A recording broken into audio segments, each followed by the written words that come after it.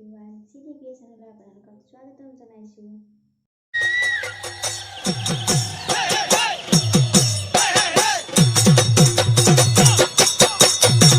আপোনালোকৰ মোৰ নিচিনা চুলিৰ সমস্যাত ভুগিছে নেকি? যদি চুলি সৰা বা শুকান চুলিৰ সমস্যা যদি ভুগিছে তেনেহ'লে আহক ভিডিঅ'টি শেষলৈকে চাওক আৰু এবাৰ ট্ৰাই কৰি চাওক।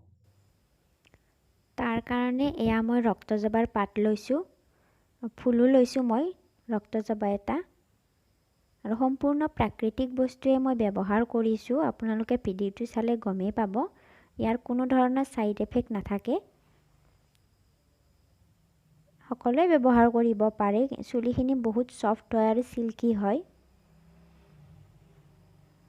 তাৰপিছত ঘৰতে মোৰ এল'ভেৰা আছিলে, এল'ভেৰা ঠাৰি এডাল লৈছোঁ।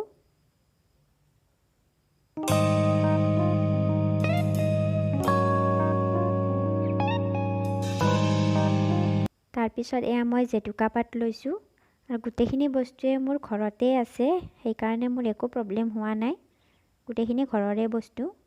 তাৰপিছত মোৰ বহুত উফিও আছে, সেইটো কাৰণে মই মহানিম পাত লৈছোঁ অকণমান। মহানিম পাত বহুত ভাল হয় চুলি আৰু ছালৰ কাৰণে। তাৰপিছত গোটেইখিনি বস্তু মই মিক্সিত পেষ্ট বনাই ল'ম।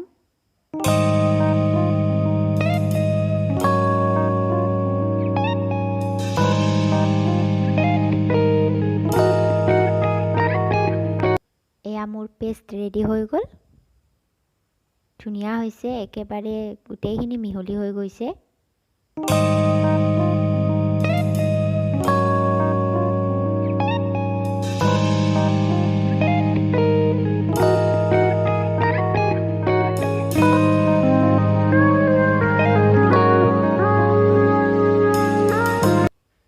এয়া ধুনীয়াকৈ মিহলি হৈ গৈছে, আপোনালোকে দেখিছেই। এতিয়া ইয়াতে মই অকণমান হেয়াৰ অইল এড কৰি দিম, আপোনালোকে যিকোনো হেয়াৰ অইল ল'ব পাৰে।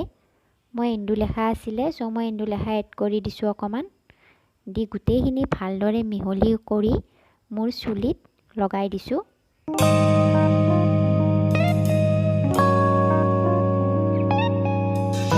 এয়া দেখিছে, মই ধুনীয়াকৈ চুলিখিনিত লগাই লৈছোঁ। আপোনালোকেও লগাই চাব পাৰে, সুফল পাবই। 2 ঘণ্টা সময় মই এনেকৈ ৰাখিম, তাৰপিছত মই শ্বেম্পু কৰি ধুই দিম। আপোনালোকেও কৰি চাওক, সুফল নিশ্চয় পাব। ধন্যবাদ।